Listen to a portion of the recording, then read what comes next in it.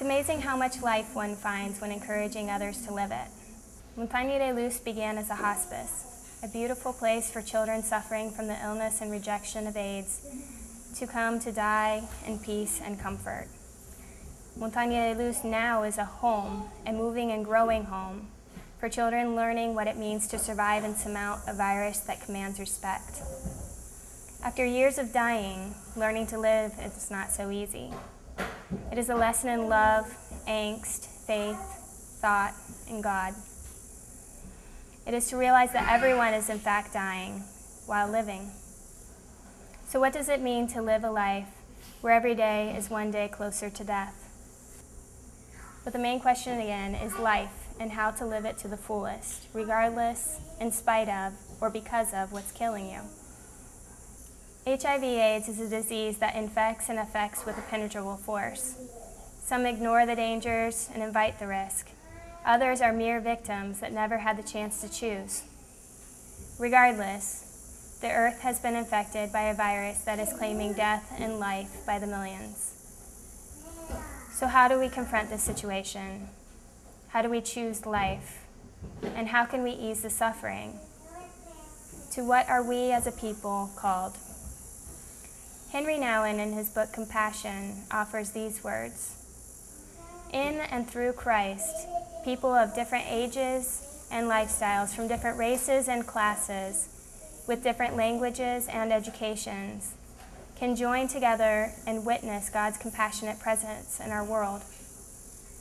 When we form a Christian community, we come together not because of similar experiences, knowledge, problems, color, or sex, but because we have been called together by the same Lord.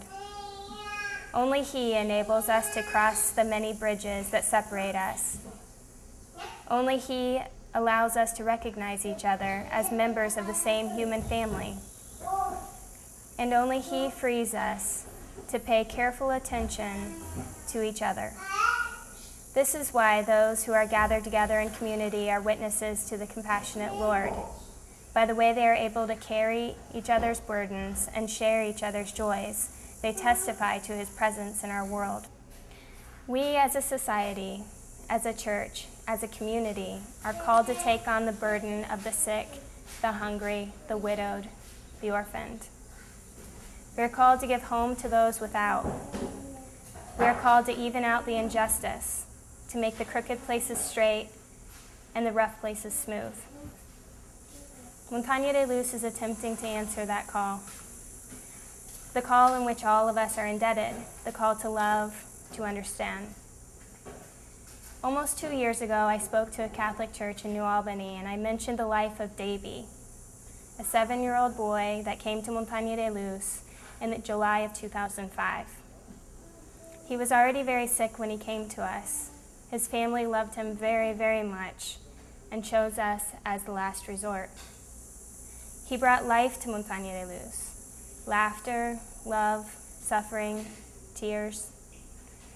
He was buried in the cemetery of Nueva Esperanza in January of 2006. There were over 20 adults and 20 more children in a circle, all praying and singing praise to God for his life.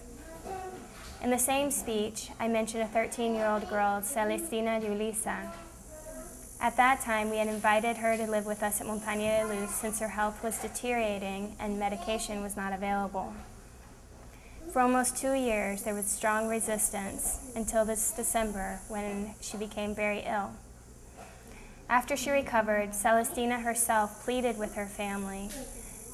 She pleaded with the family and a nearby nun to allow her to leave. She had hopes of finding peace and a refuge and a place where she could be a child once again. I am told that she was a quiet girl, never saying more than was necessary, and on that 8-hour bus ride, Celestina began to change. It started out with her humming while looking out the window, moved on to giggling while listening to another girl's story, and by the last hour on the bus, she was talking up a storm.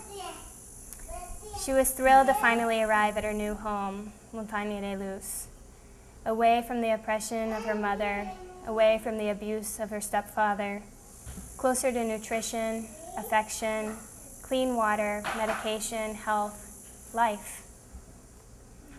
Montaña de Luz means mountain of light.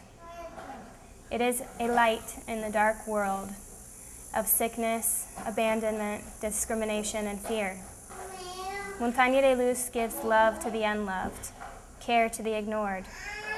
We currently have 25 children that depend on Montaña de Luz for life, for learning to live in the midst of dying, for learning to dream in the midst of the despair that enters like a plague. Please choose to join Montaña de Luz in the fight against HIV and AIDS.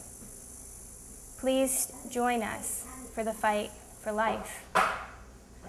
Life is short for all of us. May we learn to live to the fullest.